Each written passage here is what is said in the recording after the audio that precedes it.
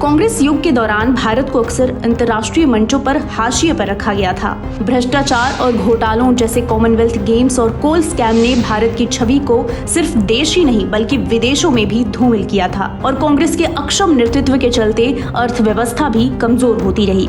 इस अवधि में भारतीय प्रधानमंत्री को वैश्विक नेताओं के साथ समान स्तर पर नहीं देखा गया और कभी भारत की आवाज को पर्याप्त महत्व नहीं दिया गया।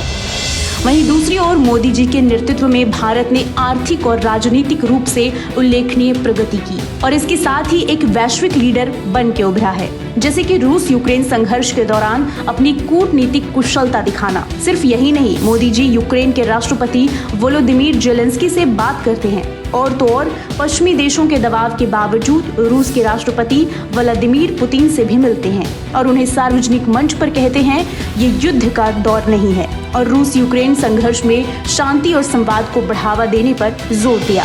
आज का युग युद्ध का है नहीं और हमने फोन पर भी कई बार आपसे इस विषय में बात की है कि डेमोक्रेसी और डिप्लोमेसी और डायलॉग ये सारी बातें ऐसी हैं कि जो दुनिया को एक स्पर्श करती है।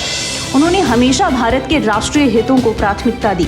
इन मुलाकातों ने भारत को मध्यस्थ के रूप में स्थापित किया और वैश्विक मंच पर उसकी स्थिति को मजबूत किया। कांग्रेस युग में भारत को अक्सर हाशिए पर रखा गया, जबकि मोदी जी के नेतृत्व में भारत एक वैश्विक नेता के रूप में उभरा है।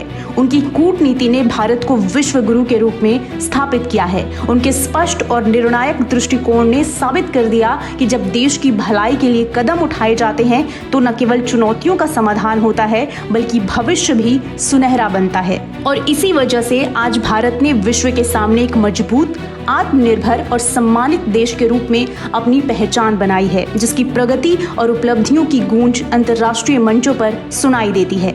नीचे कमेंट करके बताइए आप किस बदलाव से सबसे अधिक प्रभावित हैं।